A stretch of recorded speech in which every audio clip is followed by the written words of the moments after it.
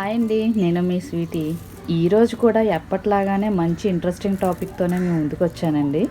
Interesting topic అని చెప్పి గడ్డి చూపిస్తున్నాను అని అనుకోవద్దు.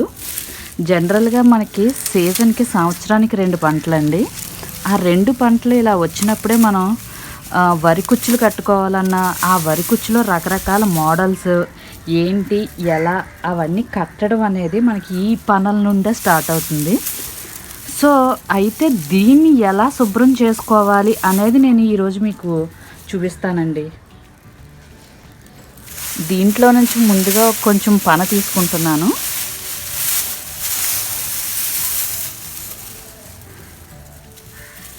ఈ పనల్ని నాకు తెలిసిన ఈజీ మెథడ్లో ఎలా శుభ్రం చేసుకోవాలి అనేది మీకు ఈరోజు చూపిస్తానండి.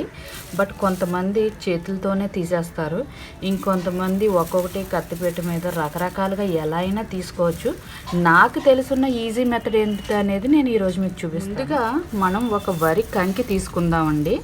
దీన్ని ఫస్ట్ ఎక్కడ గెస్ చేయాలంటే ఇక్కడ ఒక వరి ఆకు ఉండగా మిగతావన్నీ కిందనుంటాయి. సో ఆ ఒక్కదాన్ని విడిచిపెట్టి మనం ఇలా తీస్తే మనకి ఇక్కడ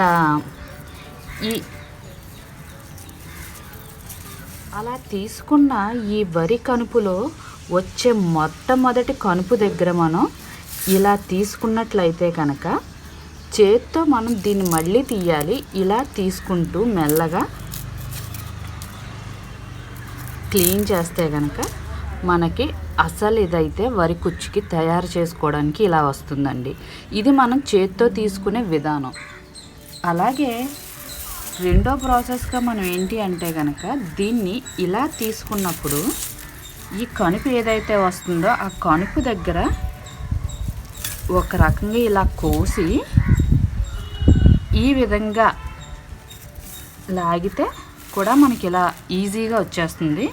బట్ ఇలా ఒక్కొక్కటి తీసుకోవడం అనేది కొంచెం కష్టం కాబట్టి నేను 4-5 ఒకేసారి పట్టుకుని తీస్తూ ఉంటాను. సో ఆ ప్రాసెస్ ఎలా ఉంటుంది అనేది కూడా మీకు చూపిస్తాను. ఇలా గడ్డి పరకలను మనం తీసుకున్నప్పుడు వాటిని ఇలా క్లీన్ చేసుకుని ఈ ఒక్క పరక ఇక్కడ ఉండేలా చూసి ఈ కనుపు దగ్గర మనం పట్టుకోవాలి. అలాగే ఇంకొకటి ఒక గడ్డి పరక పైన వదిలేసి కనుపుల దగ్గర పట్టుకోవాలి.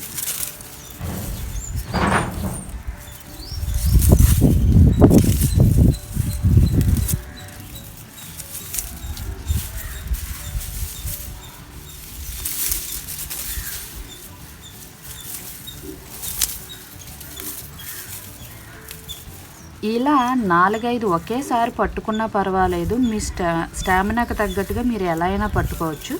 ఈ అన్నిటిని కలిపి పట్టుకుని మనం ఒకేసారి కట్ చేసుకుంటే మనకి ఇలా వస్తుందండి.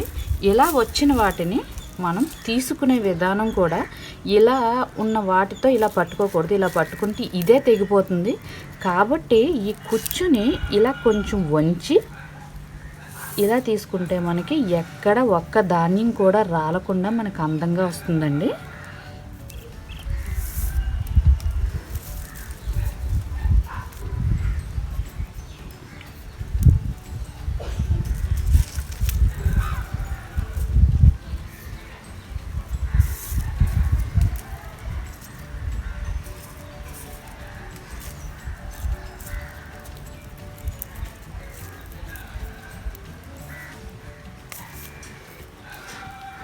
ఇలా మనం పెట్టుకునేటప్పుడు కూడా కుచ్చు అందంగా ఇలా పెట్టుకుంటే కనుక మనం వరి కుచ్చు తయారు చేసుకునేటప్పుడు మనకి ఈజీగా ఉంటుందండి.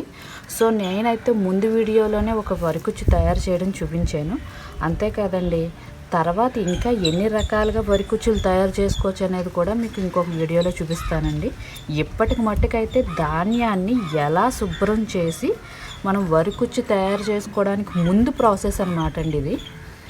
ఈ విధంగా మనం ధాన్యం అయితే శుభ్రం చేసి ముందు ఈ కణికలన్నిటిని మనం ఇలా ఒబ్బుడు చేసి పెట్టుకోవాలండి. సో ఇదండి, ధాన్యాన్ని మనం శుభ్రం చేసి వరి కుచ్చులు తయారు చేసుకోవడానికి ముందుగా మనం ధాన్యాన్ని వరి కంకిల్ని ఇలా రెడీ చేసుకోవాలి. సో ఇంకో మంచి వీడియోతో మీ ముందుకు వస్తాను. మీ స్వీటీ.